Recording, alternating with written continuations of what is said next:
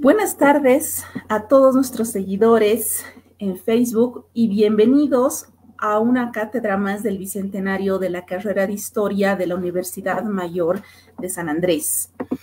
El día de hoy continuamos con la cátedra del Bicentenario sobre la enseñanza de la historia de la Guerra del Pacífico, llamada Una guerra, tres historias. Hacerles recuerdo que la Cátedra del Bicentenario es un espacio interdisciplinario de la UNSA para reflexionar sobre la historia de Bolivia, permitiendo a la comunidad académica conmemorar, analizar y entender temas históricos de la independencia de Bolivia en el marco del Bicentenario. El día de hoy nos acompaña la doctora Gabriela Osemak. Ella es licenciada en Pedagogía y en Historia de América por la Universidad Complutense de Madrid y doctora en Ciencias de la Educación por la UNED. Es catedrática de Historia en los sistemas educativos contemporáneos en el Departamento de Historia de la Educación y Educación Comparada de la Universidad Nacional de Educación a Distancia en Madrid, España. Paralelamente, es directora del Centro de Investigación sobre Manuales Escolares MANES, que tiene su sede en la UNED y desde el cual se han promovido investigaciones sobre los textos escolares tanto de España como de América Latina. Su trabajo como tal se ha centrado en el origen y evolución de los sistemas públicos de enseñanza del siglo XIX y XX desde una perspectiva comparada con énfasis especial en América Latina. Igualmente, ha dedicado una buena parte de su investigación a la historia de la cultura escolar. Estimada doctora Gabriela Osemak, a la Cátedra del Bicentenario. Hola, buenas noches en España, buenas tardes para ustedes. En primer lugar, quiero agradecer mucho la invitación a dictar esta conferencia en la Cátedra del Bicentenario de la Universidad Mayor de San Andrés. Me siento muy contenta de poder estar aquí. Como le decía a Stephanie Vargas, eh, tengo una deuda con Bolivia, es de los pocos países de América Latina en los que no he estado y de los que tengo pues mucho interés. Entonces, les doy un saludo muy afectuoso. Voy a centrar esta conferencia, espero que les resulte interesante. En primer lugar, quiero explicarles un poco lo que es el Centro de Investigación MANES, que he venido dirigiendo desde los últimos casi 20 años en la UNED, para mostrarles un espacio de investigación sobre textos escolares y animarles en ese sentido, pues yo que sé, a incursionar tal vez por esta vía de los textos escolares y mostrarles pues lo que nosotros hacemos allí.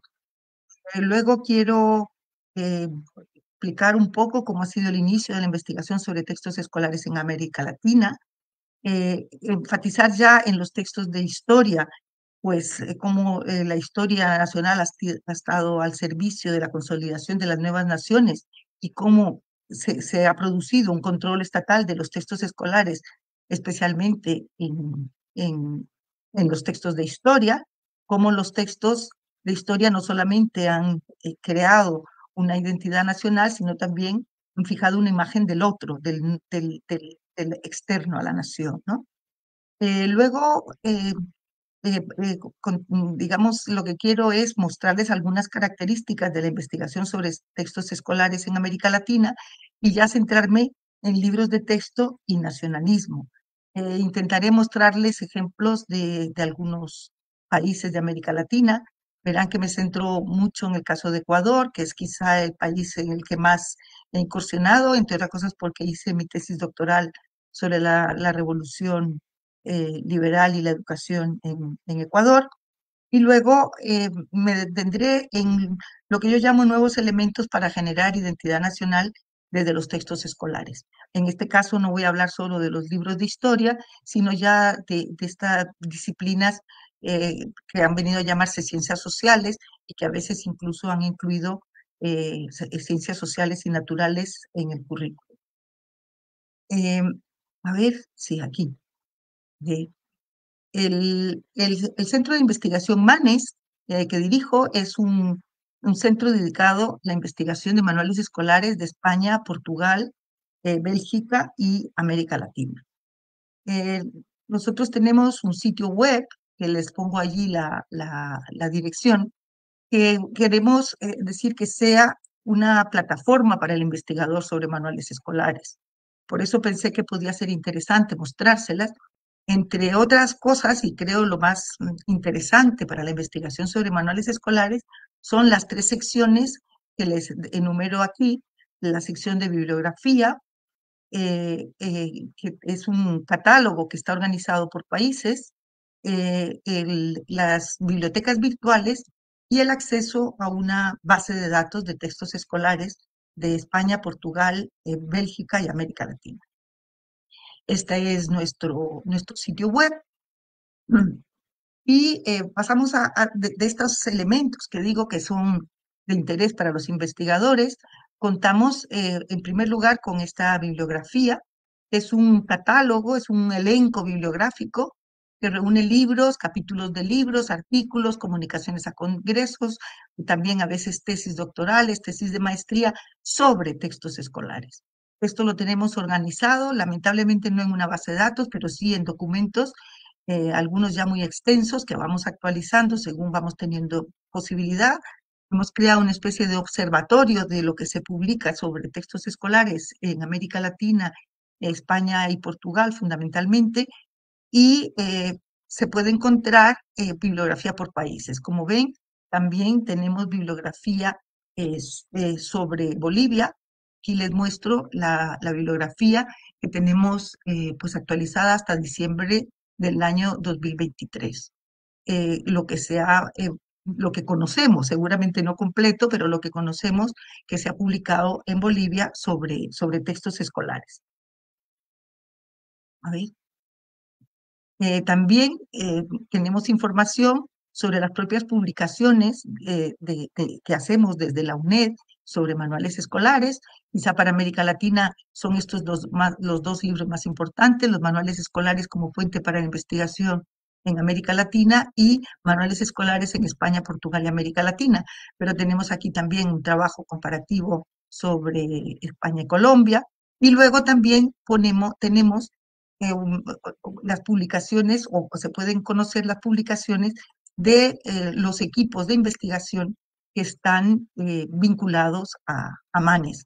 Es importante decir que MANES se creó como proyecto interuniversitario al que se fueron adhiriendo equipos de investigación de distintos países de América Latina, hasta constituir pues una red bastante activa de investigadores sobre textos escolares, que normalmente conseguimos reunirnos cada 2 años en los congresos iberoamericanos de historia de la educación latinoamericana. Estos son algunos de los ejemplos de las publicaciones que se pueden no consultar online, pero sí por lo menos conocer cuál es la producción. Por otra parte, tenemos una sección dedicada a bibliotecas digitales. Tenemos varias. Para el caso de América Latina, tenemos 2 importantes, que es una biblioteca que se llama Historia de los Textos Escolares Argentinos, y otra que se llama Biblioteca Digital de Textos Escolares Cubanos. Entonces, en estas bibliotecas digitales tenemos el acceso a libros que se pueden descargar y también investigar en ellos a través del reconocimiento de caracteres. Es decir, también es decir, hay una cantidad importante. También tenemos acceso a bibliotecas digitales españolas, pero yo quería mostrarles especialmente las latinoamericanas. Y luego eh, otra parte importante de lo que hacemos es esta base de datos MANES, que es una base de datos colaborativa, donde catalogan sobre esta base de datos bibliotecas y colecciones de muchísimos países. Es decir, funcionamos como una base a la que pueden acceder distintas personas con unos códigos especiales, y hemos desarrollado, es decir, durante todos estos años, esto nos ha permitido conocer muy bien la producción de textos escolares, las editoriales, etcétera, y luego las características del libro escolar como un libro particular, con lo cual hemos tenido que enfrentarnos al reto de catalogar en una misma base de datos textos de América Latina, de España y Portugal, con sus peculiaridades, pero intentando conseguir una base de datos a donde se puedan acceder, digamos, con sobre todo dos campos específicos, que es el campo disciplina escolar y el campo nivel de enseñanza primaria, secundaria, etcétera, a distintos libros. La base de datos tiene actualmente más de 61.000 registros y de ellos la gran mayoría son españoles, pero tenemos ya 16.884 registros de América Latina, sobre todo tenemos de Chile, de Argentina, de México, bueno, lamentablemente de Bolivia solo tenemos 9 libros que fueron catalogados en la Biblioteca Hispánica de Madrid, mientras que, por ejemplo, el hecho de que haya aquí 5.000 libros chilenos es porque el Museo de la Educación Gabriela Mistral de Santiago de Chile está catalogando toda su colección en nuestra base de datos. Es un ejemplo para que veáis. Tenemos muy pocos de Brasil, por ejemplo, siendo Brasil un país que ha tenido una producción muy importante, porque Brasil tiene una base de datos propia que se llama Libres, en la que, digamos, ellos han catalogado los libros brasileños, nosotros tenemos solo una cantidad un poco simbólica, ¿no? En fin, de Ecuador solo tenemos 18 libros, de Perú, con lo cual, si tienen interés en esto, yo les invito, si tienen interés, a contribuir a este catálogo, porque más allá de eso, em, estamos integrados en un catálogo internacional de textos escolares que dirige el Instituto Georg Ecker en Braunschweig, en Alemania, donde estamos incorporando varias bases de datos, una italiana, una alemana, una francesa, la brasileña, el fondo de la Biblioteca Nacional de Maestros y Maestras de Argentina, con lo cual se pueden hacer para trabajos comparativos, etcétera, búsquedas eh, eh, desde este catálogo internacional a todas las demás bases de datos. Bueno, tenía interés en que conocieran ustedes este trabajo, pues para invitarlos también a trabajar, si tienen interés en ello, en el tema de los textos escolares. Em,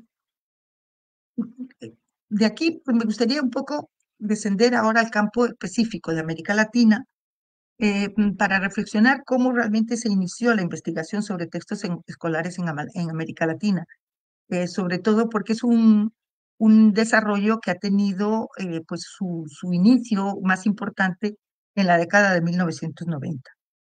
En algunos países empezó antes, por ejemplo, el interés de los investigadores por lo que fue el programa de libro de texto gratuito obligatorio en México en el año 59, ya produjo un interés importante por investigadores sobre los libros de texto, o los programas estatales de libros escolares de Brasil en los años 60 también impulsaron la investigación.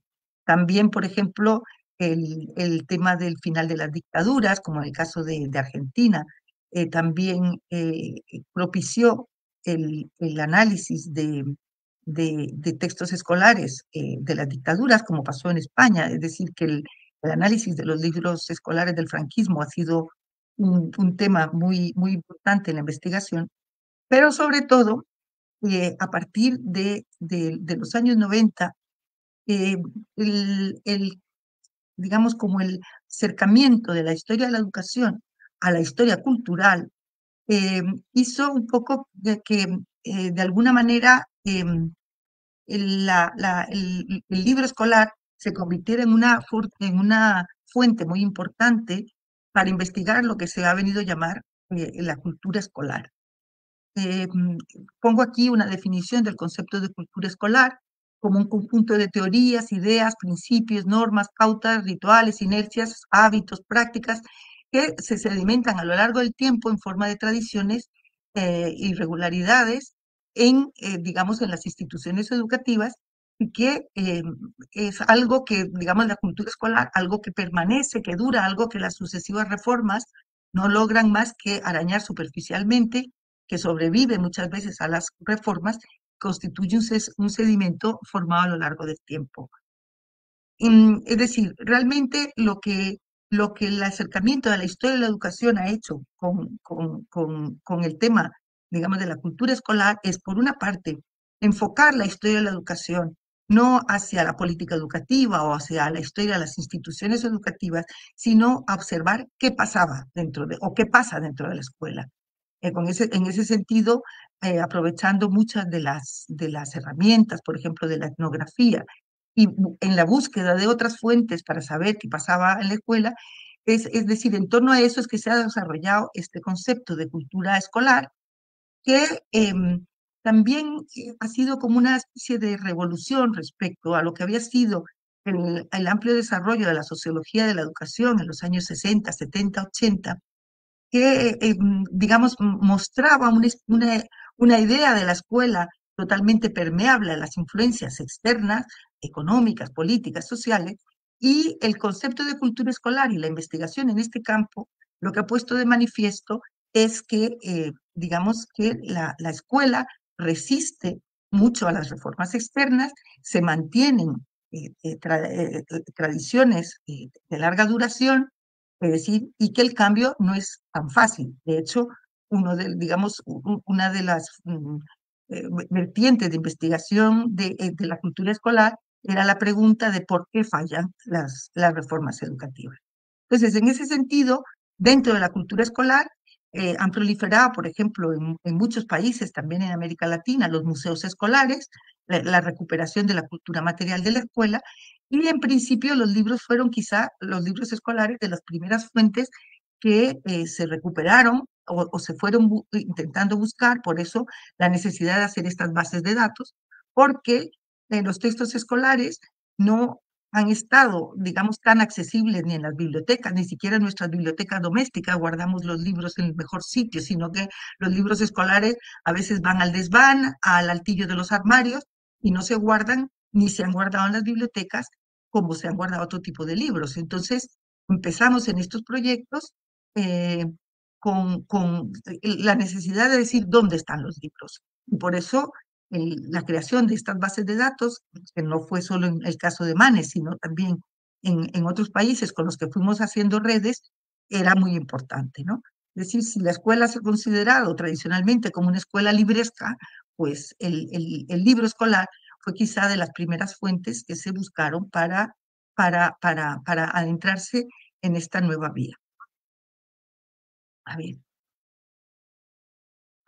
pasemos ahora al caso específico de los textos de historia. Está claro, y yo me imagino, es decir, estando con estudiantes y profesores de historia que me están escuchando, no estoy diciendo ninguna novedad, diciendo que la historia nacional en nuestros países, en América Latina, se fue creando la historia nacional al servicio de la consolidación de las nuevas naciones. Es decir, la necesidad de escribir las historias de cada uno de los países de América Latina eh, fue una forma de ir, digamos, consolidando y creando los imaginarios nacionales. Estoy poniendo en este caso dos casos paradigmáticos. La obra de Diego Barros Arana en Chile, su Historia General de la Independencia de Chile, la Historia General de Chile, no son libros escolares, son libros que, más allá de escribir estos libros, la escritura de estas primeras historias nacionales fueron también consolidando lo que fueron los archivos nacionales, las academias nacionales de la historia, pero aunque Diego Barros Arana, sus libros no fueron escolares necesariamente, sí fue profesor del Instituto Nacional, el más importante institución de enseñanza secundaria en Santiago y de la Universidad de Chile, con lo cual estaban perfectamente vinculados a la educación. Otro caso es el caso de Pedro Fermín Ceballos en Ecuador, que también escribe un compendio de la historia del Ecuador desde su origen hasta 1845 en 6 tomos en el año 1870, pero que en 1871, muy pronto, escribe un compendio de historia del Ecuador arreglado para las escuelas es que no lo veo aquí muy bien porque está arreglado para las escuelas y colegios de la República, ¿vale? Es decir, vemos como estos grandes historiadores que van a crear las primeras obras magnas de la historia de los países, luego tienen una vinculación importante. De hecho, Diego Barros Arana en Chile y publica este plan de estudios y programas de instrucción secundaria aprobados por el Consejo de Instrucción Pública para los liceos del Estado. Es decir, que hay una vinculación importante de estos historiadores. Entonces, nos encontramos en América Latina a lo largo del siglo XIX con una dificultad importante para la producción de textos escolares. Todavía no hay una industria editorial y vemos cómo en muchos casos los textos escolares se editan en Francia, en Estados Unidos, en Alemania, en otros países, como vemos este caso de un libro que es publicado en París por la librería de Hachette, pero para uso en las escuelas de Argentina, por ejemplo. Sin embargo, es muy interesante que los libros de historia nacional sí que se producen normalmente en las editoriales de los propios países, ¿no? Salvo algunas excepciones, por ejemplo, en el caso de México, algunas editoriales de origen francés se instalan en México, pero es decir, la producción propia de textos escolares pasa mucho por los libros de historia y de geografía nacional. Muy poco a poco, más o menos como en la segunda década del siglo XX, empieza a surgir la industria editorial más importante, por ejemplo, en Argentina, que tendrá también luego una proyección sobre América Latina muy importante. Como vemos aquí tenemos un libro publicado en París y otro de historia ya publicado en Buenos Aires.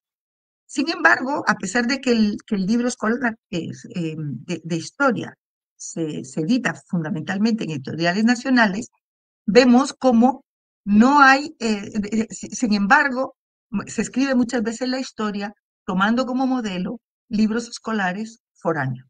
Este es un caso paradigmático, que es el caso de Justo Sierra, que escribe unos importantes libros de historia patria para México, en los que se inspira en Ernest Lavis, el historiador francés Ernest Lavis, que había escrito libros muy importantes, fue un autor importante de libros escolares, también de libros no escolares, pero de libros escolares para Francia, muy abocados a la creación de una identidad nacional francesa.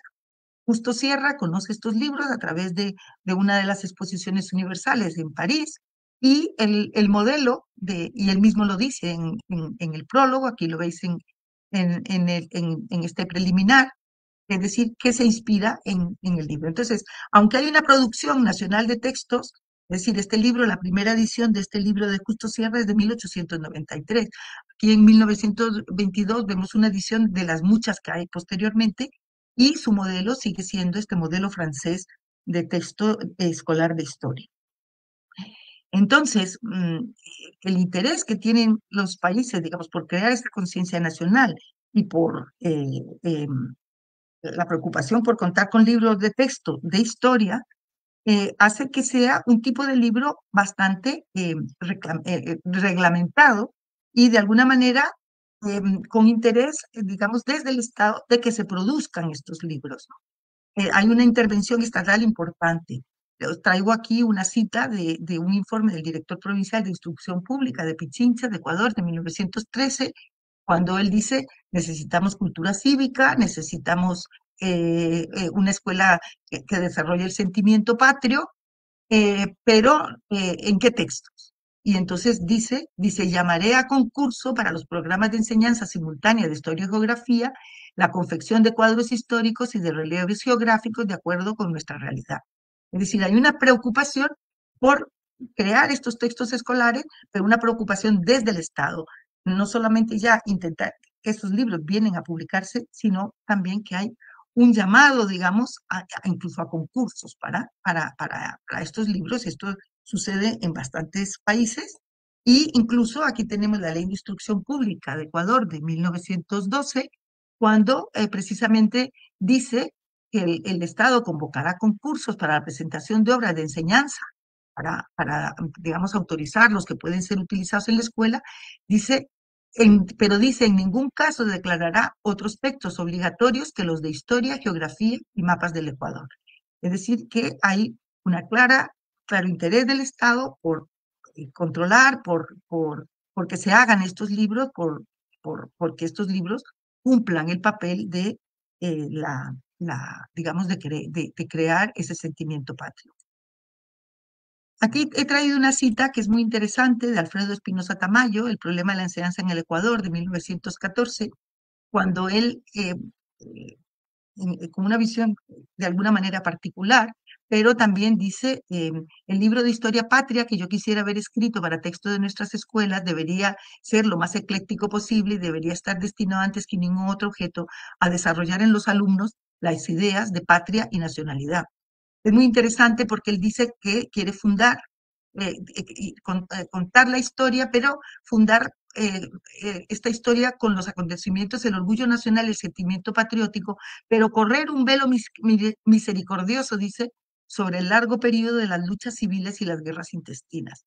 Quien escriba el nuevo texto de la historia dará preferencia al estudio del desarrollo nacional, relegando los hechos sangrientos a un segundo plano, donde no aparezcan como heroicidades ni hazañas legendarias nuestras bárbaras contiendas civiles. Es decir, en este caso hay un llamado que no es tan generalizado, digamos, a reconocer, digamos, nuestras guerras civiles, etcétera, pero en todo caso un interés muy grande por eh,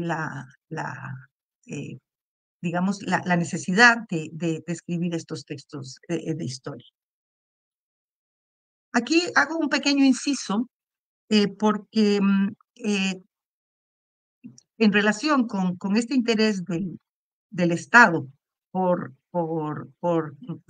estos libros de historia, por controlarlos, porque existan, porque cumplan, digamos, las expectativas de crear esta identidad nacional, eh, se han tenido que crear, sobre todo desde la Liga de las Naciones, después de la Primera Guerra Mundial, comisiones de revisión de los textos escolares para combatir la xenofobia mutua y ayudar a evitar estereotipos entre países. Es decir, consecuencia de las guerras mundiales fue precisamente la creación de comisiones internacionales o a veces bilaterales entre varios países para revisar los contenidos de textos escolares con un fin de paz. Esto sucedió después de decir, estas misiones. Yo no tengo datos y me gustaría, tal vez alguien lo sabe, si esto funciona en América Latina, no tengo datos suficientes, es un tema poco investigado, pero existieron propuestos por la Liga de las Naciones, luego por la UNESCO, importantes comisiones para revisar esos contenidos.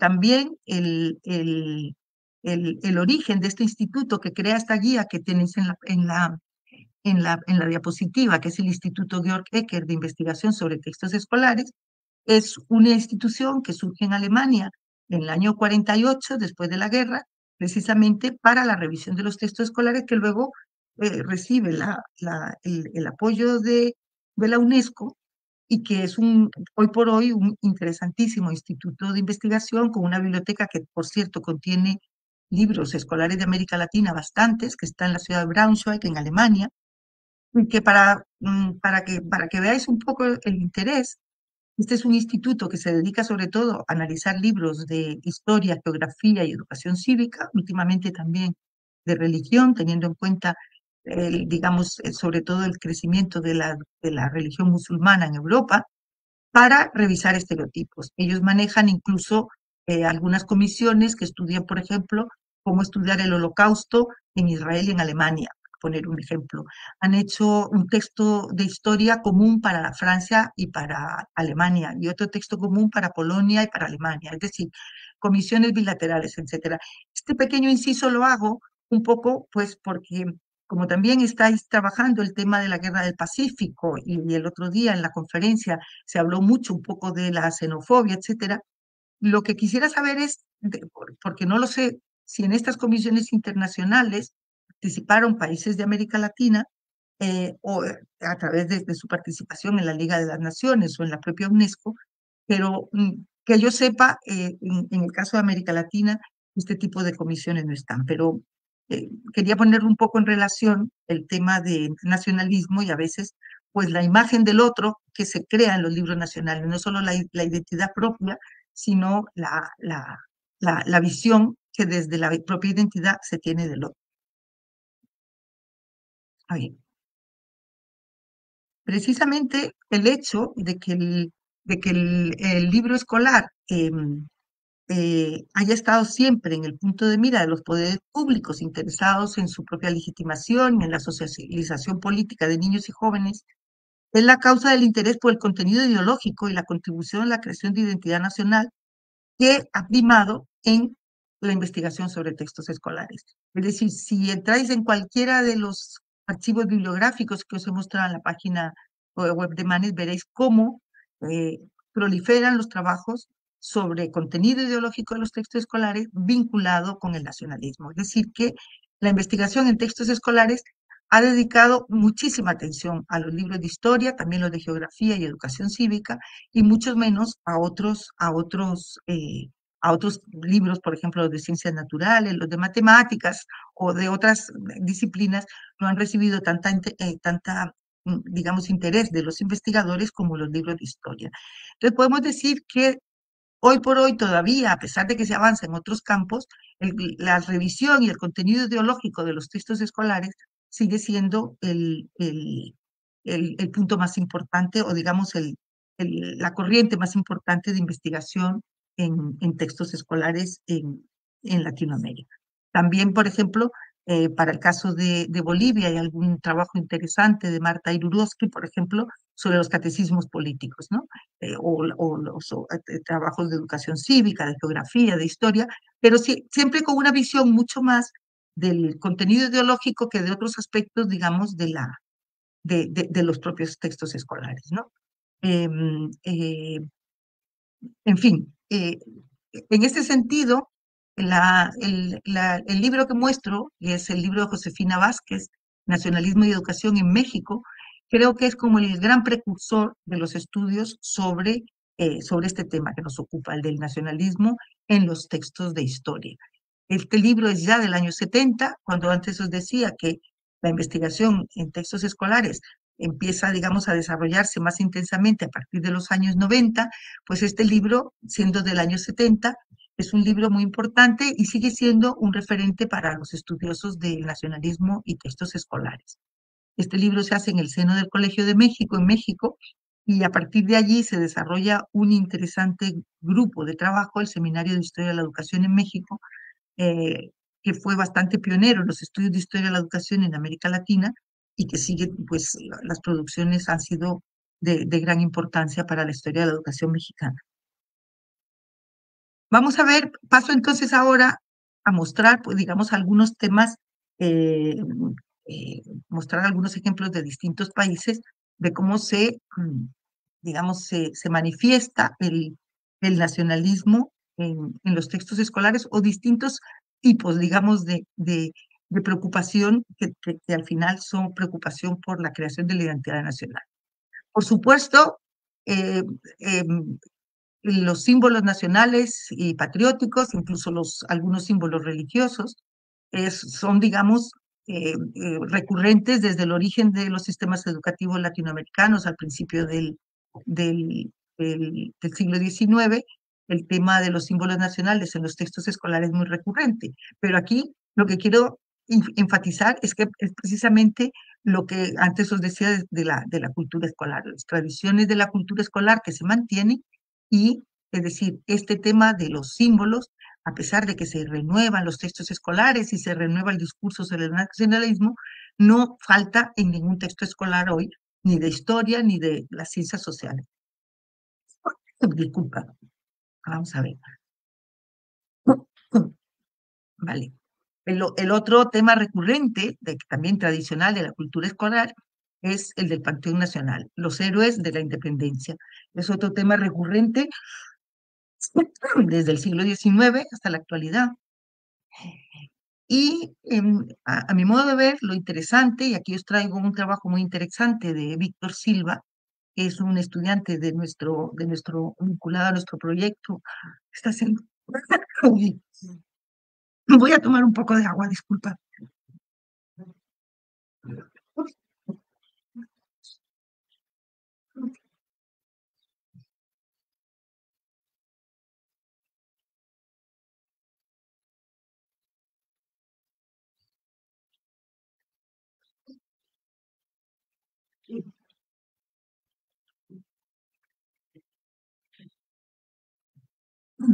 Disculpar, no he tenido la previsión de tener un vaso de agua aquí al lado. Bueno, enfatizo en este trabajo de Víctor Silva porque él precisamente ha hecho un trabajo de comparación de los libros escolares ecuatorianos de 1915 a 2015, de un siglo, comparando cómo ha ido avanzando la investigación sobre la independencia y cómo esos avances de la investigación histórica sobre la independencia no vienen, digamos, a reflejarse en los textos escolares o muy poco. Es decir, que incluso la vieja imagen de los héroes sigue siendo fundamental. Lo siento muchísimo, no sé qué me está pasando.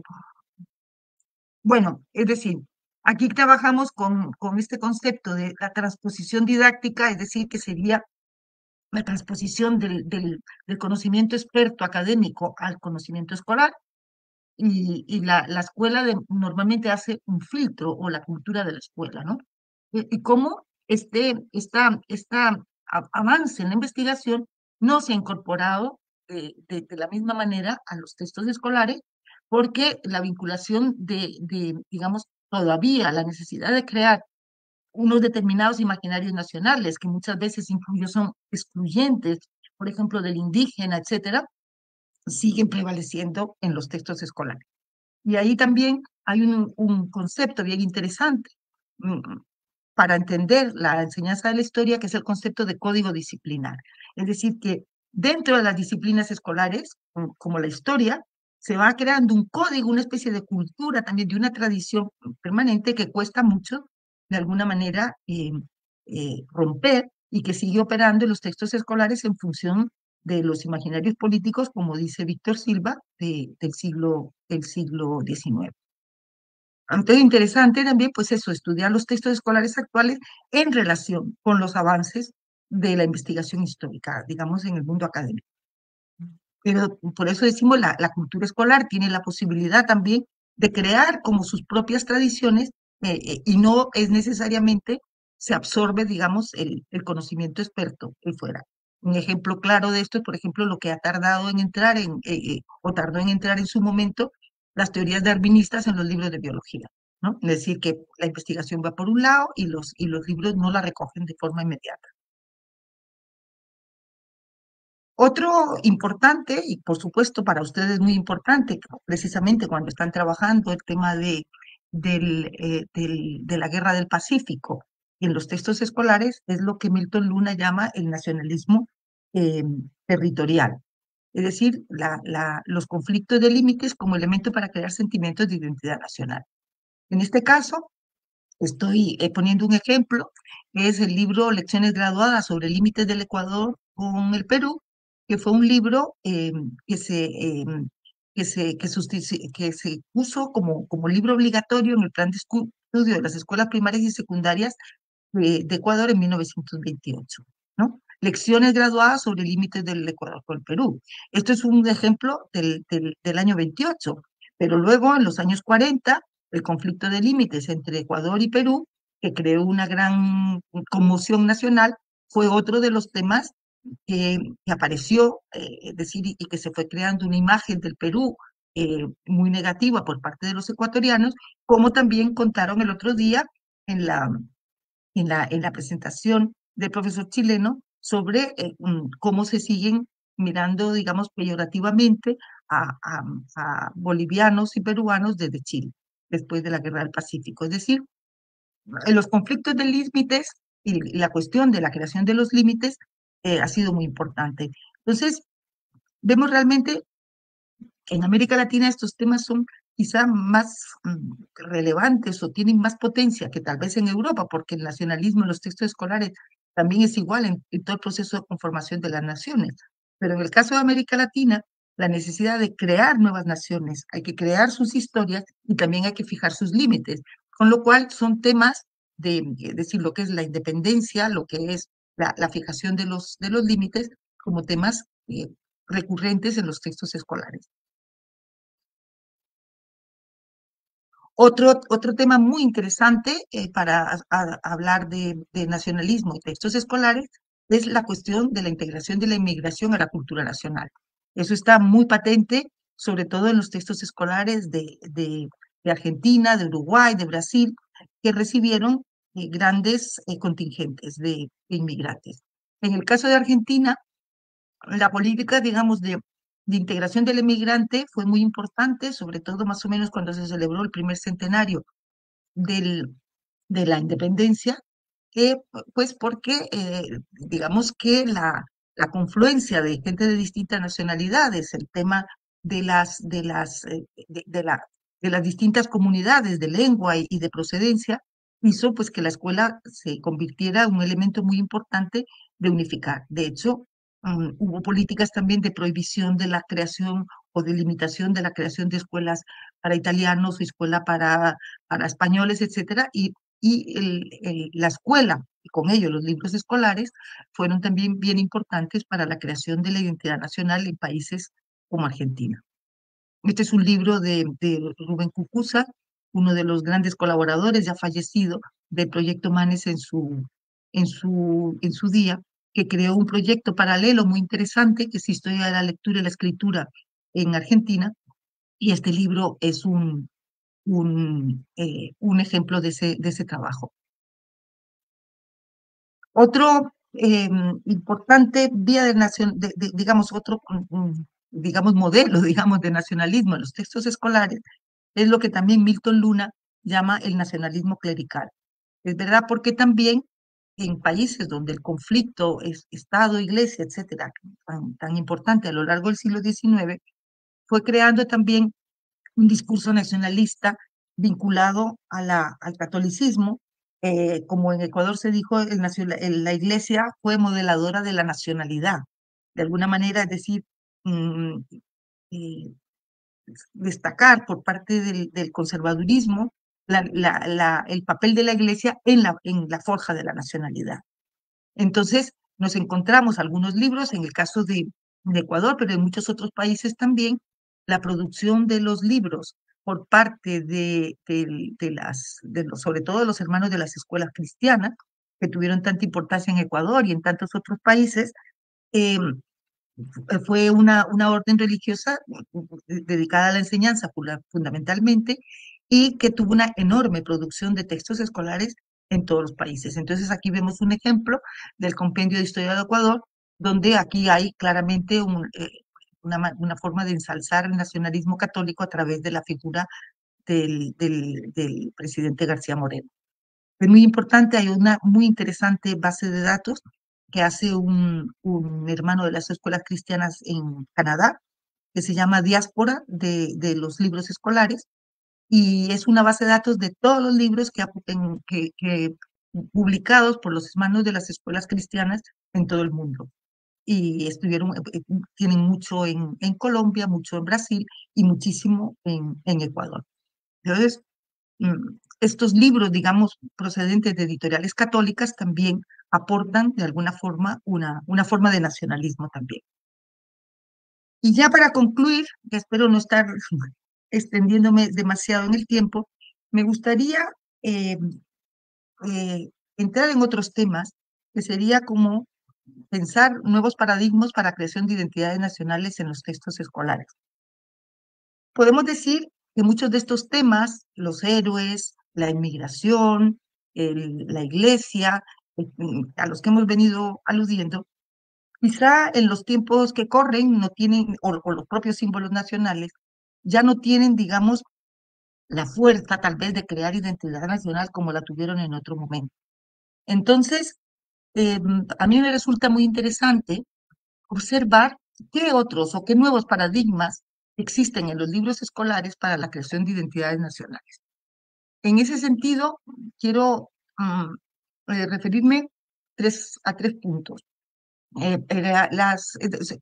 que serían como transformaciones en los valores que van encaminados a crear sentimientos de identidad, cohesión. La primera es el tema de la diversidad cultural, es decir, hay que asumir la cuestión de la diversidad frente al principio de igualdad o el discurso igualitarista que primaba en las formas tradicionales de apelar a la conciencia nacional. Ese es un elemento importante, es decir, la nación ya no es solamente igual, sino diversa, ¿no? En la igualdad, en la diversidad. Otro punto muy interesante que no es tanto, pero voy a traer aquí un ejemplo, que es el del medio ambiente y la ecología. Y luego, otros símbolos que yo llamo emocionalmente competentes, los nuevos héroes, ¿no? Para crear también esta identidad nacional. Hacemos el primer caso. El tema de voy a mostrar aquí algunos ejemplos de 3 países, de Colombia, de Costa Rica, de Ecuador. La diversidad cultural eh, empieza a circular no solamente en los textos escolares, sino más o menos a partir de los años 80, un poco antes, cuando los organismos internacionales empiezan a ver las grandes cumbres de, del, de, digamos, de la reivindicación de los pueblos indígenas, también de los pueblos afrodescendientes, la entrada en las constituciones de la Declaración de Estados Multiétnicos, el respeto de los derechos de los pueblos originarios, la educación intercultural bilingüe, todos estos, digamos, movimientos internacionales, grandes tendencias que van siendo también reconocidos por los organismos internacionales, van a tener también su entrada en los textos escolares y vamos a encontrar, digamos, un poco una exaltación de esta diversidad como el valor, digamos, de la diversidad de los distintos países. Sin embargo, em, hay mucho que analizar sobre eso, ¿no? Porque todavía hay una visión poco folclórica, el indígena todavía se representa muchas veces como el indígena de la época de la colonia, no el indígena actual, etcétera. Pero bueno, aquí este ejemplo de un libro colombiano que dice Todos somos colombianos y muestra pues diversas procedencias, etcétera. Empiezan, digamos, tenuemente, ¿no? Estos libros son aproximadamente de los años 90, los que estoy mostrando. Este libro de Costa Rica dice un poco lo mismo, un día para las culturas, y empieza a ver en estos libros imágenes claramente, digamos, en que aparecen en niños afrodescendientes, niños indígenas, etcétera. Es decir, de una manera no necesariamente explícita, a veces no, digamos, un poco más subliminal y otras veces más explícita, como dice, por ejemplo, este subtítulo, Explorando nuestros orígenes. Entonces, esta cuestión de la diversidad empieza a ser la cuestión de la integración de los afrodescendientes también en esta otra diapositiva, donde hay a mi modo de ver, una intención muy clara, es en el caso del Ecuador, unos libros que publicó la Corporación Editora Nacional, de autoría sobre todo de Enrique Ayala Mora.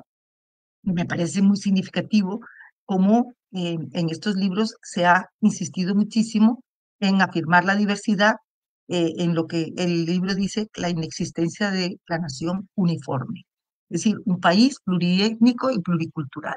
Es decir, que ahora la nación se proclama como nación diversa, ¿no? Y entonces hay mucho que ver aquí, hay mucho que analizar no puedo entrar en ello, pero en cualquier caso hay un insistente discurso, digamos, del valor de lo diverso, ¿no? En este caso también, Ecuador, la diversidad habla ecuatoriana y también andina, como veis en este mapa, es un poco resaltar la diversidad, no solamente en el Ecuador, sino en toda la zona andina, ¿no?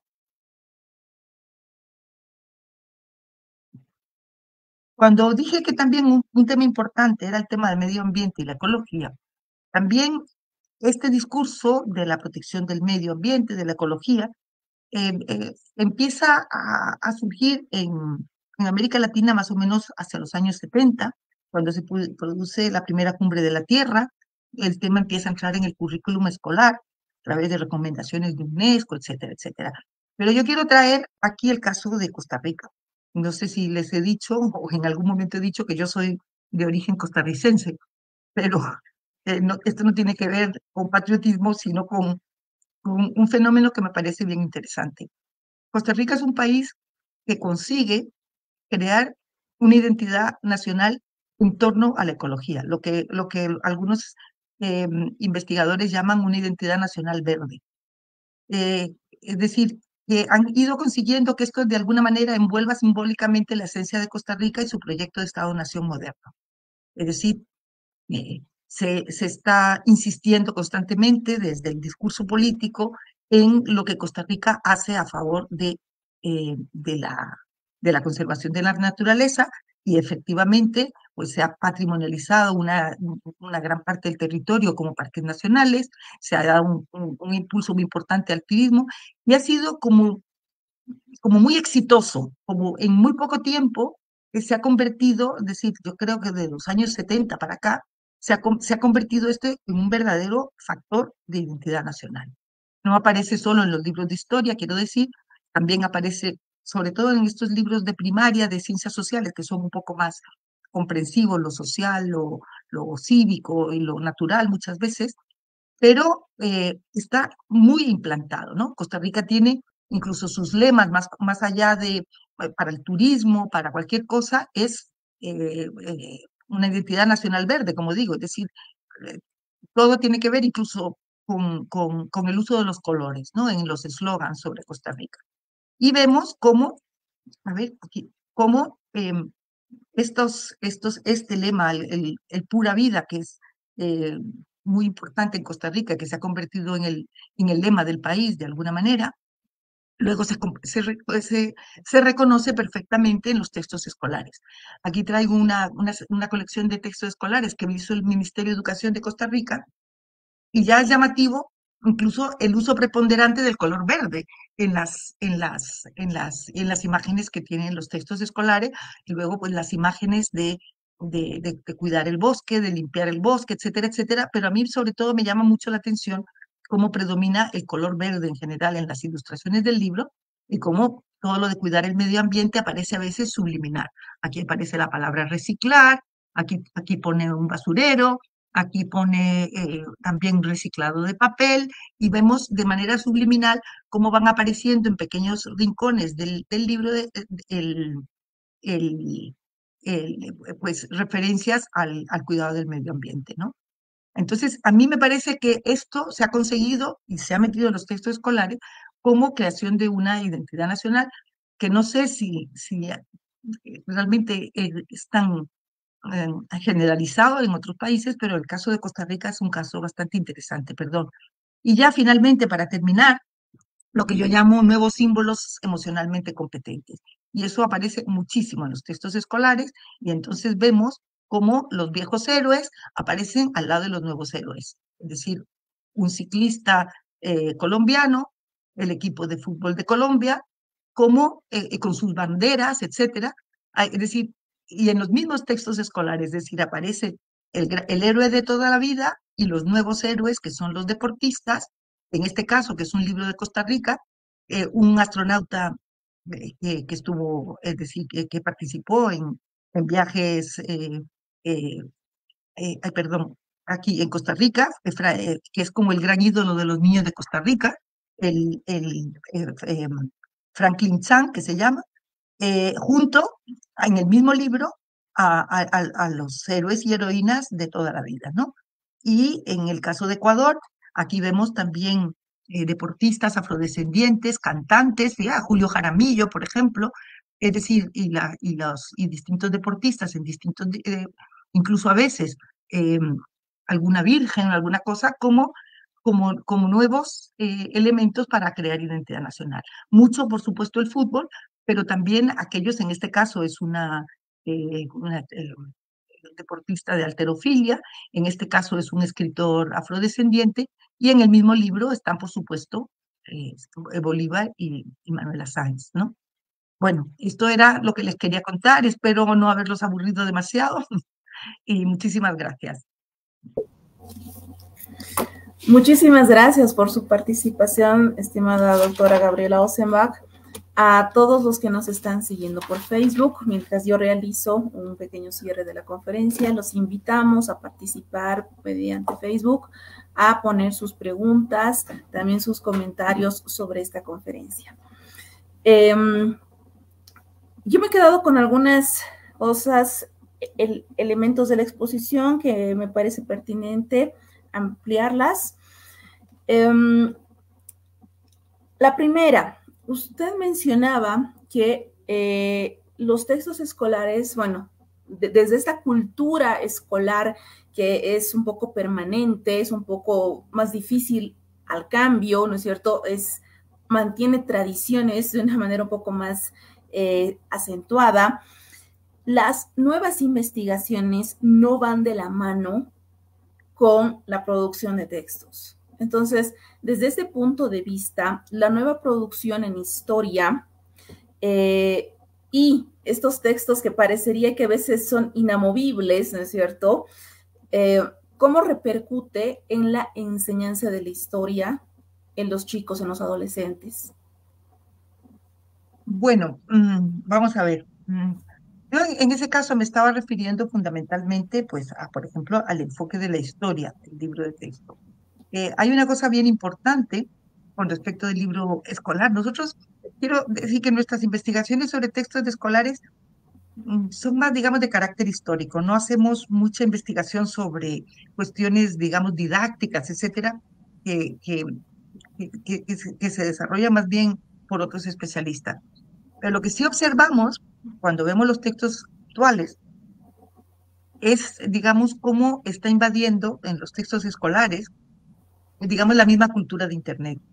Los textos escolares, si vemos los textos a lo largo de la historia, textos que no tenían prácticamente ni siquiera imágenes, a unos textos en los que predomina la imagen y cada vez se reduce más el texto.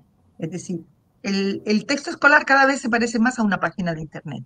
Eso sería, es decir, mucha más imagen, mucho menos texto, con lo cual los estudiantes de historia se encuentran con un problema importante, es decir, el texto va quedando tan reducido en pequeños espacios, en una mezcla, si abres una página de un libro escolar actual, verás que predomina muchísimo la imagen. Entonces, el estudiante de historia lee cada vez menos texto, no tiene casi posibilidad de resumir más lo que está en el texto porque ya está muy resumido. Entonces, el estudiante, lo hemos visto en análisis que hemos hecho, por ejemplo, de cómo usan los chicos los textos escolares y cómo cogen un bolígrafo para subrayar lo importante. Y vemos que al final lo han subrayado todo, porque al final están tan reducidos de contenido que el estudiante termina por subrayarlo todo y supongo que por tener, digamos, la tentación de decir, esto me lo tengo que aprender de memoria. Entonces, no estamos enfocando los libros a un sentido crítico, a leer textos un poco más largos, a que el alumno sea capaz de analizar un texto más largo, que en historia se da muchísimo para poder hacer la enseñanza de una historia crítica, etcétera, sino una historia muy como de pequeñas píldoras, ¿no? Y eso luego está teniendo una consecuencia muy importante, que es lo mismo que nos está pasando en Internet, la poca capacidad de lectura o de comprensión lectora que están teniendo los estudiantes. La dificultad que tienen para leer textos largos, para leer, es decir, porque se ha convertido en textos muy fragmentados, en los que se va leyendo igual como leemos en Internet, pequeños textos, etcétera. Y lo que observamos es que en la enseñanza de la historia cada vez es más difícil que los alumnos lean un texto largo. Es decir, que le des un texto largo a leer y que lo comprenda, pero que también tengan la paciencia de leerlo de alguna manera. Y el texto escolar está acompañando totalmente a esa cultura, digamos, que ha creado Internet de alguna manera, esa vinculación texto-imagen y una reducción mucho del texto. Y eso creo que en historia es tremendo, porque entonces el alumno no estudia la historia como una cuestión incluso pues, debatible, discutible, criticable, cuando hay un texto amplio en que ellos pueden opinar, sino que se ha quedado tan reducido que es como un elemento a aprenderse y punto, no a discutirlo de alguna manera.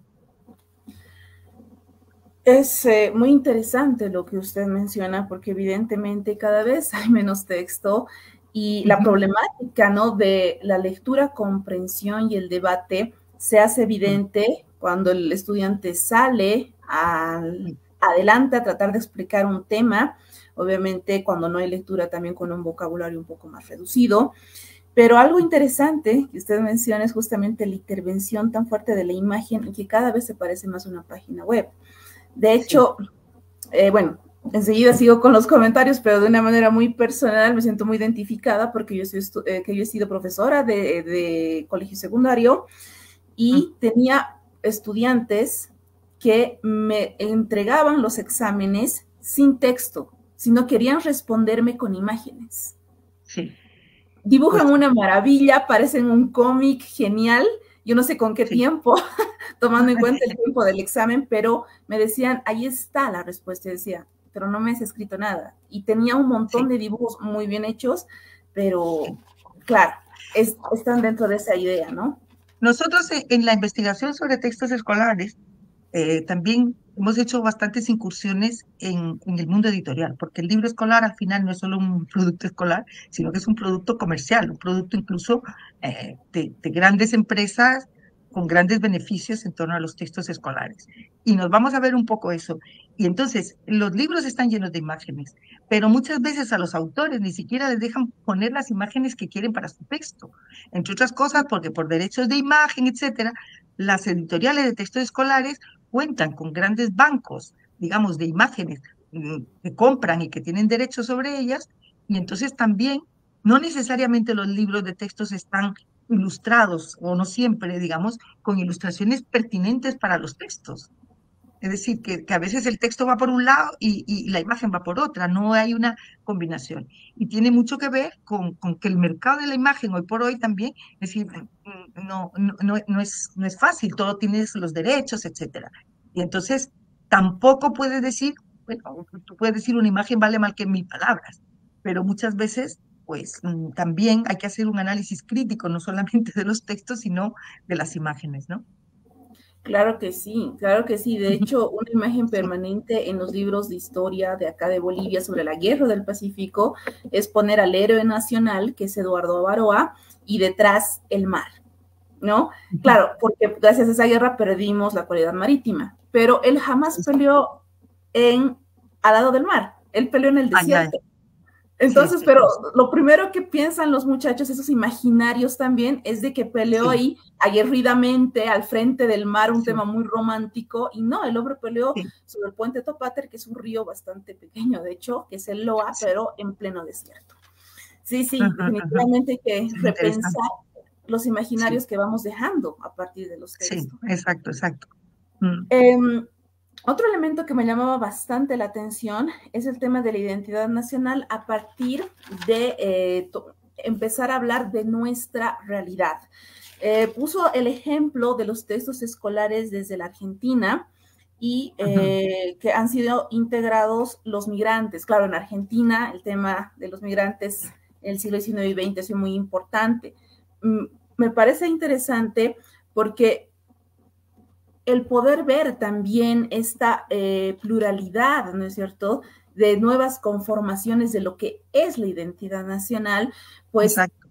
tendría que ser más integradora y me trae a la mente dos elementos. Uno que igual usted decía, bueno, hay que empezar a hablar de nuestra propia diversidad cultural, integrar al tema Sí. afro, el tema indígena. Mm, Claro, súper importante ver, ¿no? Vernos en todas nuestras dimensiones, pero a la vez también el tema migrante como tal y el bagaje cultural que trae cada uno. Y bueno, usted estuvo como una de las oyentes de la disertación del profesor Damir Galas y el negar al otro, también a partir de las prácticas dentro de la escuela, ¿no es cierto? Esta agresión, pues podríamos llamarle así, a los muchachos bolivianos o de familias bolivianas que están presentes en las escuelas chilenas. Y claro, la Guerra del Pacífico es un momento importantísimo para los tres sí. países. Ujú. Y claro, el también negar que tenemos lo que nosotros llamamos aquí un mestizaje entre los tres países. Nuestras Claro. zonas limítrofes tenemos un intercambio y matrimonios desde hace tiempo, entonces, claro, estamos mezclados, les guste o no. Sí, por supuesto, pero en realidad la incorporación del indígena en los textos escolares, incorporarlo dentro de la idea de nación, no incorporarlo como un elemento de nuestro pasado colonial, simplemente decir que ese hacia el indígena, digamos, como elemento de nuestra historia, pero como si fuera simplemente del pasado. como que si no existiera en el presente, eso está en muchísimos textos escolares. Es decir, hasta los años 70 por allí, primaba el niño blanco en los textos escolares siempre. En el caso de Argentina, lo mismo, el niño blanco, ya sea italiano, etcétera, incorporándolo a la nacionalidad. Realmente la incorporación del indígena hoy por hoy a los textos escolares es muy reciente porque los ves y encuentras los indígenas simplemente como cuando llegó Cristóbal Colón, cuando no sé qué, en ese relato, ¿no? Entonces, en general, incluso es decir, en general, la política educativa en América Latina no pensó, digamos, o no repensó, digamos, o hizo un planteamiento serio de la educación indígena y rural, que a veces se ha mezclado rural e indígena como si fuera lo mismo, hasta prácticamente los años 20, 30, 40 del siglo XX. Prácticamente el primer país que tiene una política clara hacia el indígena es México, con la Revolución Mexicana, y luego pues empieza todo el indigenismo. En Bolivia tienen ustedes la interesantísima experiencia de Barizata, por ejemplo, y la preocupación de Mariátegui por los indígenas, por el indio peruano, etcétera, es muy tardío. Viene a ser los años 20, 30, etcétera. Los viajes de Moisés Sáenz, el ministro de Instrucción Pública o de la SEP, mexicana a México, digo, a Perú y a Ecuador, y la creación del Instituto Indigenista Interamericano, con su preocupación ya por la educación bilingüe, eso es muy, muy tardío. Realmente, los sistemas educativos en Latinoamérica en el siglo XIX y XX son básicamente urbanos y básicamente, digamos, desconocen de alguna manera la identidad indígena. Sí, la mestiza poco a poco, pero luego en los textos escolares, desde luego lo que aparece es el niño blanco. E incluso muchas veces, porque ese es otro tema bien interesante de tratar en los textos escolares, la circulación del texto escolar como objeto de mercado es importantísimo. Y entonces ves realmente que lo que predomina es un niño europeo, muchas veces incluso en los textos. Los textos, por ejemplo, estos bolivianos que yo pude ver aquí en la Biblioteca Hispánica de Madrid, no aparece un solo indígena. Vamos, son niños blancos, rubitos, etcétera, etcétera, ¿no? Y entonces todo eso va siendo como muy tardío, pero no solamente en los textos escolares, como le digo, también en la política educativa. Es decir, hay países, por ejemplo, en Ecuador también, que para los indígenas se obliga a los dueños de las haciendas a hacer las escuelas, no al Estado, durante un tiempo, ¿no? Entonces, vemos como ni siquiera se incorporan tan fácilmente a la educación nacional, ¿no? Sino que está todavía circunscrito, digamos, un poco a la hacienda, ¿no? A pesar de que el discurso político habla de la identidad, etcétera, etcétera. No es el caso. Qué interesante lo que usted dice, porque los estudiantes están aprendiendo sobre qué es la nación, Sí, qué es ser patriota, y no se ven reflejados en sus sí, textos. exacto. Entonces, qué complicado para el que no está dentro de esa estética blanca, ¿no es cierto? El decir, y bueno, ¿dónde estoy yo dentro de esta patria? ¿Verdad? Es muy, muy fuerte desde esa Sí, perspectiva. yo desconozco realmente cómo es esa situación actualmente en Bolivia, ¿no? Sí, pero es así, es decir, el identificarse realmente con lo que es la nación, ¿no? Yo Claro. creo que las políticas en Argentina fueron exitosas de incorporación a la nacionalidad de todos pero en buena parte porque era inmigración blanca, claramente.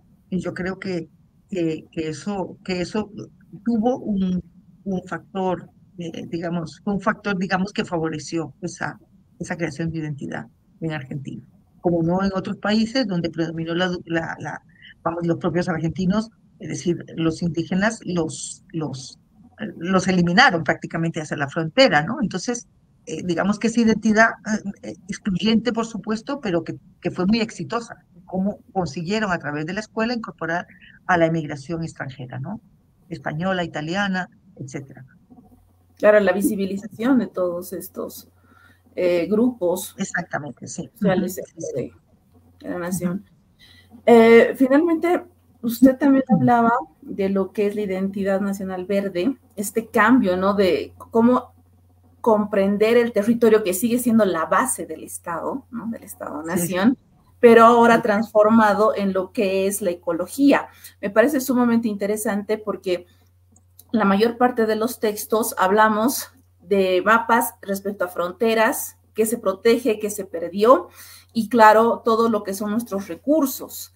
Y sí, es sumamente interesante porque en el caso boliviano todavía encontramos textos que Bolivia es un país minero. Nos hemos quedado con esa etiqueta, ¿no? Por la etapa colonial, por gran parte de nuestra historia del siglo XIX y XX, pero nuestra actualidad es que somos un país dedicado a los hidrocarburos y a la agroindustria. Entonces, claro, y es un desconocimiento de un área a otra, y es que, bueno, que me pueden debatir los historiadores que me siguen, yo veo todavía un gran, una fuerte proyección, llamémosle andinocentrista, de la historia y de la geografía desde Bolivia, ¿no? Es muy interesante cómo incluso desde el Ministerio de Turismo se nos ha proyectado como un país andino, cuando la mayor parte de nuestro territorio son tierras bajas, ¿no? Estamos hablando de un 75-80% de tierras bajas, entre valles, Chaco, Amazonía, llanos, pero tierras bajas, no andinas, no de las tierras altas. Entonces, me parece sumamente interesante dar esta vuelta, ¿no? de discursos muy importantes relacionados con el medio ambiente. Y el tema de proteger el territorio, sobre todo en estos momentos de cambio climático, etcétera, puede ser un elemento interesante de no solamente de generar una conciencia de cuidar el medio ambiente, sino de decir, soy orgulloso de mi país. Y esa especie de orgullo de mi país, esa especie de emoción de país, en Costa Rica ha sido absolutamente exitoso y en poco tiempo, ¿no? ¿Cómo lo han conseguido, no? Ha sido una estrategia que se ha hecho, es decir, que no siempre se cumple, pero que realmente se ha convertido en un elemento de la identidad, ¿no? Y yo creo que también podría darnos algunos enfoques para pensar una historia crítica post-guerras, no solamente en Bolivia, me refiero a toda América Latina, que la mayor parte de nuestras guerras han sido por recursos no renovables. Y bueno, la pregunta es, ¿y qué pasó después? O sea, nos hemos peleado tanto, claro, que podemos ver las consecuencias inmediatas en cuanto a términos de factor económico, la pérdida de vidas humanas, pero ya en el largo tiempo, en el largo plazo, ¿qué ha dejado esta explotación de recursos? Porque se invisibiliza mucho por detrás que eran tierras, por ejemplo, indígenas, ¿no? Se invisibiliza mucho los etnocidios, se invisibiliza mucho también el impacto al medio ambiente que ha habido, ¿no es cierto? Entonces, me parece una nueva entrada, una nueva perspectiva para poder abarcar estos capítulos de historia, llamémosle así, recurrentes y obligados de la currícula, pero viéndolas desde otras perspectivas, ¿no? Pues si eso realmente consigue entrar en las aulas como tema, y si hay un interés de que eso aparezca o no aparezca. Pero lo importante, digamos, es realmente la tradición que se ha mantenido en América Latina, digamos, de el viejo nacionalismo, aunque empieza a haber nuevas, digamos, perspectivas de ese nacionalismo, nuevos paradigmas, pero cómo se mantienen y cómo se mantienen, incluso, digamos, no solamente porque los editores de los textos escolares quieren ponerlo, sino porque los programas oficiales siguen insistiendo en estas cuestiones. Y eso, pues, en la cultura de la escuela, presentado por la celebración de fiestas nacionales, etcétera, etcétera, ¿no? ¿Hasta qué punto todavía eso mantiene, digamos, realmente una especie de cohesión nacional o no? Esa es otra de las preguntas, ¿no? O la búsqueda de nuevos paradigmas también tiene que ver con que tal vez ya no son tan eficientes esos elementos de identidad nacional a través de la escuela y hay que buscar digamos, nuevos paradigmas, nuevos temas. Excelente, muchas gracias. Voy a proceder a leer lo que nos han estado escribiendo en Facebook en vivo. Tiene saludos desde México. Sí. De la doctora Faraco, perdón, el doctor Faraco y la doctora Campos, que dicen que es una Así. magnífica intervención. Sí. Desde Yacuiba, al otro lado de Bolivia, que son los Chacos, nos escriben felicitándola, pero también comentan que si bien en Bolivia, desde su primera ley educativa de 1827, de Simón Rodríguez, vemos lamentablemente que la enseñanza de la historia quedó alejada de los centros de primeras letras. Es decir, vemos luego que durante la segunda mitad del siglo XIX, desde el Congreso de la República, son aprobadas leyes para financiar la publicación de un par de textos de historia, pero que por sus cantidades de tiraje se ven limitados a ser distribuidos masivamente. Con el siglo XX se distribuyen textos básicos, pero la historia es planteada en muchos casos exacerbando el patriotismo como elemento de identidad nacional, pero impidiendo una reconciliación, como por ejemplo el caso de Chile, que lo hemos estado viendo, o enseñar una versión de la historia que solo habla de un espacio del país, en este caso del occidente, ¿no? Claro, En el caso del Chaco, que nos escriben desde ahí, es enfatizada la guerra de independencia en el occidente, pero se olvidan de hechos de otros lugares, ¿no es cierto?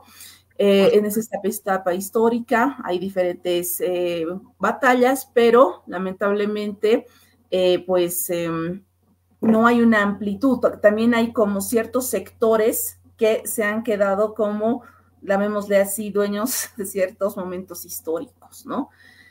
sí. Y aquí también sería bueno hablar, ¿no? Justamente de esta invisibilidad, de esta diversidad cultural que tenemos y cómo también han estado presentes desde diferentes hechos históricos y no dejarlos a un lado. El no tener en cuenta determinados lugares tiene también que ver con no tener en cuenta determinada parte de la población. Es decir, el incorporar a la identidad nacional, vuelvo por ejemplo al caso de Costa Rica, al afrodescendiente, ha sido una cosa muy reciente, porque ellos estaban en el Atlántico, incluso tenían prohibido muchas dificultades para llegar a la meseta central, donde estaba, donde se inició la nación costarricense desde el principio. Entonces, ha habido un proceso de integración a la nación, pero entonces, a la hora de ver los textos escolares, ya no solamente están invisibilizados los afrodescendientes, sino también la zona atlántica en otras épocas. Ahora ya no, pero sí, es decir, que invisibilizar poblaciones es invisibilizar también regiones, claramente, y primar muchas veces, pues, yo qué sé, las capitales o los grandes puertos, etcétera, y no, digamos, todas las regiones. Entonces, ahí también es muy interesante porque nos hemos limitado a los libros de historia, es ver los libros de geografía, incluso la evolución de los mapas o cómo se ha utilizado, cómo se ha enseñado la geografía. Esa parte es muy importante y va muy unida, de hecho, la geografía y la historia en muchos momentos y en determinados niveles de la enseñanza se enseñaron conjuntamente, ¿no? Claro que sí. Aquí tenemos una pregunta de Esther Ailón, justamente la directora de la carrera que nos sigue. Le hace la pregunta directa: ¿cómo debemos entender las continuas referencias a la patria y al patriotismo en los textos escolares del siglo XIX con lo que se usa en el siglo XX, que habla más del nacionalismo? Es decir, patriotismo y nacionalismo en esos dos siglos, ¿es lo mismo? Yo ahí creo que es un poco difícil generalizar para hablar. Yo creo que, vamos a ver, patriotismo sí que está muy vinculado, digamos, a todos estos héroes de la independencia, etcétera, etcétera. La idea de patria, por ejemplo, en el caso de Ecuador, patriotismo, tal como lo desarrollan los liberales, va muy unido al laicismo, por ejemplo. Entonces, va teniendo como distintas connotaciones. Luego hay un nacionalismo muy importante, que sería un nacionalismo que creo que no tiene mucho efecto, digamos, a nivel escolar, que sería el nacionalismo, digamos, de ciertos movimientos sociales, etcétera, que empiezan a surgir en Latinoamérica en los años 20, 30, que no llegan a tener, digamos, una plasmación, digamos, como contenido escolar, ¿no? en la escuela se mantiene mucho el patriotismo de los símbolos de la bandera, de los héroes, etcétera, etcétera. Entonces, habría también que distinguir un poco eh, el patriotismo, digamos, cómo se maneja en la escuela y cómo se maneja por fuera de la escuela, ¿no? También, por ejemplo, es muy interesante, digamos, analizar otro tipo, digamos, de nacionalismos que podría ser, pues yo qué sé, el cardenismo en México, en la época de Getúlio Vargas en Brasil, la época de Perón en Argentina, por ejemplo, que ahí hay unos textos escolares claramente nacionalistas, pero ya habría que ver bien, ahí no podría tener una constatación clara, es decir, realmente si la idea de patria eh, digamos, prevalece en los textos escolares o la idea de nacionalismo, etcétera. Sin embargo, son libros que están claramente abocando a una idea, digamos, a una identidad muy particular, ¿no? Que hoy por hoy también vemos en gobiernos de tipo populista, etcétera, que podemos ver incluso escenificaciones que dijimos, esto podría ser exactamente lo mismo que cuestiones que veíamos en el siglo XIX, ¿no? Como ciertos montajes. Es muy interesante como en América Latina se mantiene, por ejemplo, el canto del himno nacional, etcétera, que los mismos textos de los himnos nacionales están llenos de conceptos importantes, y cómo se canta el himno nacional no solamente a nivel escolar, en muchas ocasiones, ¿no? Entonces, yo creo que eso todavía tiene una gran pervivencia y no siempre, es decir, la idea de patria está muy vinculado al movimiento de la independencia. Sin embargo, luego se utiliza y se reutiliza, digamos, o va cambiando de contenido, eh, digamos, según quien lo maneje, pero la idea de patria no sale nunca, creo yo, de los textos escolares, se sigue manteniendo, ¿no? Muchas gracias. Igual Alejandro García la felicita por su conferencia, mucho aprendizaje. Y aquí hay otro elemento.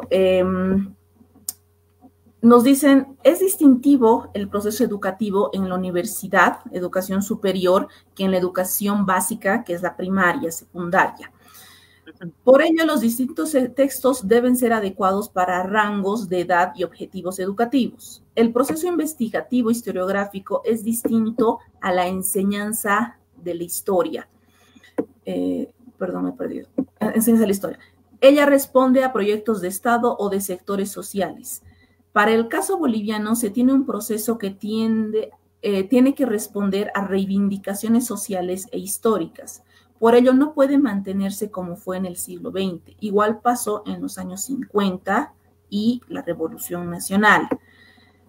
¿Qué elementos tomar en cuenta, se debe tomar en cuenta para construir una historia plurinacional? Le están preguntando, doctora, si conoce alguna experiencia, no solo rescatar la diversidad, sino también saldar deudas históricas. Pues ahí el caso que yo les puse del caso de Ecuador, de este trabajo sobre la transposición didáctica del conocimiento, digamos, académico, experto de la universidad, nos pone un poco manifiesto eso, es decir, una historia plurinacional podría ser, por ejemplo, la incorporación del papel importantísimo de los indígenas en las guerras de independencia, por ejemplo, que prácticamente ni se trata, ¿no? En ese sentido, es decir, la investigación histórica en las universidades va por ese camino. Las universidades en principio, ya no, antes sí, utilizan textos o manuales escolares, es decir, la investigación o la enseñanza de la historia en la universidad no se hace a través de manuales o no necesariamente. Es decir, entonces, eh, en, en la, en la enseñanza de la historia en la universidad hay muchas más posibilidades, digamos, de discutir, de incorporar todas estas cuestiones. El problema es si eso realmente luego se plasma, porque yo creo que la investigación histórica está haciendo una historia mucho más plurinacional, es decir, la historia en América Latina ha ido mucho a hacer ahora historia regional, por ejemplo, que ha sido una tendencia importante, etcétera. Es decir, un reconocimiento de grupos, la nueva historia también, la necesidad de escuchar, de hacer historia oral, de buscar otras fuentes, de atender a otras, digamos, poblaciones olvidadas. Es decir, en historia se está haciendo. La dificultad que eso tiene es de entrar en el conocimiento escolar. ¿Y por qué no entra? Hay intereses para que no entre, o también en la propia escuela la que se resiste a entrar en esa dinámica, digamos, de la discusión. Y el libro de texto sigue siendo muy prescriptivo, muy prescriptivo, no una historia a discutir, sino es una historia a aprender. Y yo creo que esa es un poco la gran diferencia, ¿no? Yo creo que esto en la universidad no necesariamente se da, pues decir, hay muchas formas de enseñar la historia, hay muchos profesores y muchas cuestiones, pero está claro que en las universidades se está discutiendo la historia desde otras perspectivas. Hay muchas nuevas tendencias, muchos nuevos trabajos que están reconociendo, pues eso, historia de grupos o de regiones, etcétera, antes olvidadas, ¿no? Como la propia historia de las mujeres, ¿no? De alguna forma.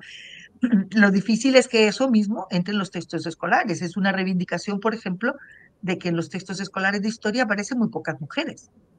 Por ejemplo, podría ser, no estoy, no, es otra reivindicación, es un poco lo mismo, ¿no? Eso no quiere decir que no haya gran investigación que está sacando adelante o está sacando, digamos, en la investigación muchos temas nuevos, pero la dificultad está en que estos se incorporen al conocimiento escolar. El libro de texto, un poco por definición, es muy prescriptivo. Es decir, esto es lo que se estudia y esto es como la verdad, más o menos, ¿no? Y ese es un poco lo que pasa con los textos escolares, de alguna manera. Por supuesto que el profesor de historia puede hacer con ese libro muchas cosas en el aula, ¿no? Y eso es lo que también la investigación sobre textos escolares tiene que tener en cuenta. A ver, no podemos eh, decir cómo es la educación solo a través del texto escolar. Y ahí está la dificultad en estudiar los textos escolares. Para nosotros, un gran reto metodológico en todos estos años que llevando, es decir, es hasta qué punto el discurso del texto escolar, es decir, realmente, vamos a ver, un discurso ideológico como fueron los textos escolares del franquismo, podíamos pensar, luego todos los niños fueron franquistas, y no es el caso. Es decir, quiere decir que tampoco es que los textos hagan un efecto inmediato.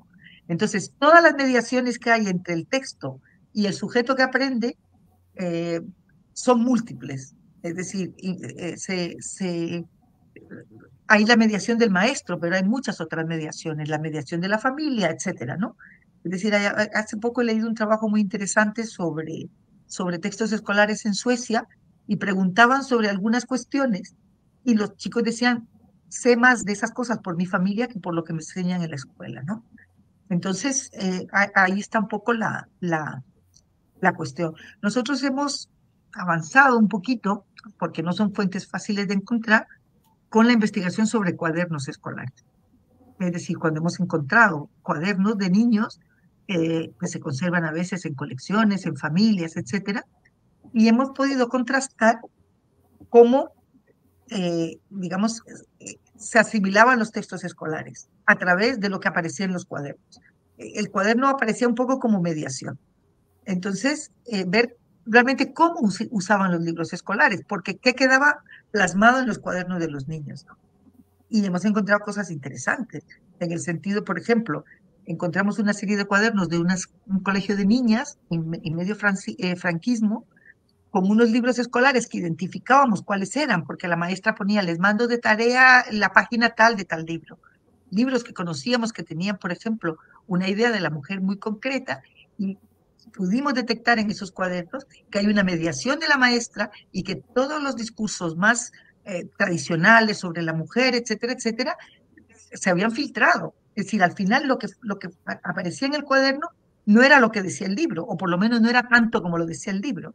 Entonces, eh, ese tipo de investigación que forma parte de toda esta nueva investigación de la cultura de la escuela, que nos ha puesto a buscar fuentes a veces muy difíciles de encontrar, como son estos cuadernos, sobre todo a nivel digamos, más antiguo, nos han ayudado un poco a comprender, digamos, lo que hacen los maestros. El maestro cierra la puerta de su aula y al final hace un poco lo que quiere, ¿no?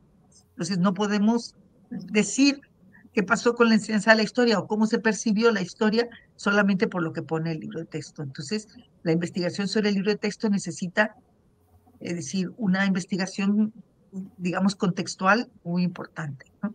Y también otra de las precauciones que hemos tenido siempre, más allá del estudio de todos esos contextos que llamamos de producción, contextos de uso, contextos, es también el, cuando analizamos los libros, podemos encontrarnos un libro pues, muy característico o que nos resulta muy llamativo por X cosa, y resulta que luego descubrimos que ese libro casi no fue usado, que de ese libro apenas hubo una edición, que de ese libro, que no, en cambio, tenemos mucha evidencia de libros que tuvieron un uso muy masivo, que tienen muchas ediciones, o que en nuestras colecciones que hemos ido haciendo en nuestras bibliotecas lo encontramos lleno de marcas de uso. Entonces podemos decir que ese libro fue muy usado, es decir, le tenemos que dar más importancia a esos libros.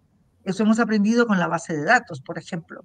Hemos visto perfectamente libros que tienen muchísimas ediciones, que aparecen constantemente y decimos, este fue un libro, digamos, de un uso masivo y que tiene más, digamos, valor en el sentido como demuestra que otros libros, ¿no? Entonces, todas esas precauciones hay que tener, porque a veces en torno a un libro, hacer una gran elucubración histórica, pues a veces es complicado. Decimos, pues sí, este libro, pero no tenemos muchas evidencias de si realmente se usó mucho o no se usó. Muchísimas gracias. Em, Nuevamente le agradezco por haber participado en esas conferencias de la Cátedra del Bicentenario, Una guerra, tres historias. La doctora Gabriela Ossenbach ha logrado ilustrarnos de una manera bastante clara sobre el nacionalismo y los textos escolares, y la presentación sobre el proyecto Manes, donde ella trabaja, sin duda va a atraer a nuestros estudiantes de la maestría, que hay un grupo de estudiantes, bueno, una de los elementos de la maestría, que es la enseñanza de la historia. Acaban de salir de la etapa de estudio y se encuentran haciendo sus primeras investigaciones. Bueno, tienen que hacer también la tesis, entonces sería excelente que nuestros estudiantes puedan conectarse a esta red Manes. Sin duda alguna, también dentro de la Cátedra Bicentenario, promovida por las diferentes mesas de investigación, la doctora Magdalena Cajías, que también ha participado de esas conferencias, ella como responsable de la mesa de enseñanza de la historia, sin duda alguna también segura que se va a ver involucrada en este programa Manes. Para ir cerrando, pues agradecemos a la carrera de historia por este espacio, por haber creado las cátedras del Bicentenario justamente con los estudiantes, con los profesores. También agradecemos nuevamente a la conferencista, a la conferencista Gabriela Ossenbach, y también a los que han participado en las anteriores sesiones, a Damir Galas Mandakovic, al profesor José Antonio Chaupis y a Magdalena Cajías. Cerramos esta cátedra del Bicentenario con esta participación. Le agradecemos mucho. Sabemos que nos ha costado un poco por la diferencia horaria, pero la doctora Ossenbach pues siempre ha estado bastante feliz de poder estar en este espacio y nos ha cedido un poco de su tiempo. Muchísimas gracias a todos por seguirnos y vamos a seguirnos conectando con nuevas conferencias. Muchísimas gracias. Le agradecería mucho que si se puede escuchar alguna de las conferencias que ustedes hacen, que ya que nos hemos quedado conectadas, que me mande la información. Y para claro que sí, despedirme, claro que sí. Y aparte de agradecerles y despedirme, yo que sé, una recomendación más desde la universidad que se puede hacer. Es muy importante que no se pierdan los viejos libros escolares, y a veces cuesta coleccionarlos, etcétera. Es decir, la necesidad de preservar estos libros escolares históricos, digamos, como patrimonio de nuestros países es importante, más en un momento en que el libro escolar tiende a desaparecer por los medios digitales, etcétera. Es decir, hacer un esfuerzo por recoger esos libros y crear colecciones, etcétera, me parece una cosa bien interesante, muy valiosa, me parece, para poder avanzar en la investigación. Así que yo les animo mucho a eso. Y así fue como empezó el proyecto Manes, buscando ver dónde estaban los libros escolares y coleccionándolos. Y, y, no tenemos que dejar que se nos pierdan de alguna forma, ¿vale? Te agradezco Muchísimas muchísimo, ha sido gracias. muy interesante escuchar las conferencias que me han precedido y conocerles a todos. Muchísimas gracias. Muchísimas gracias, doctora Osema. Vamos a tomar en cuenta su recomendación, que evidentemente si nosotros no estamos coleccionando y guardando los textos, pues, ¿quién lo hace? A veces nuestros estados Sí, están un poco sí, sí. alejados de esta labor.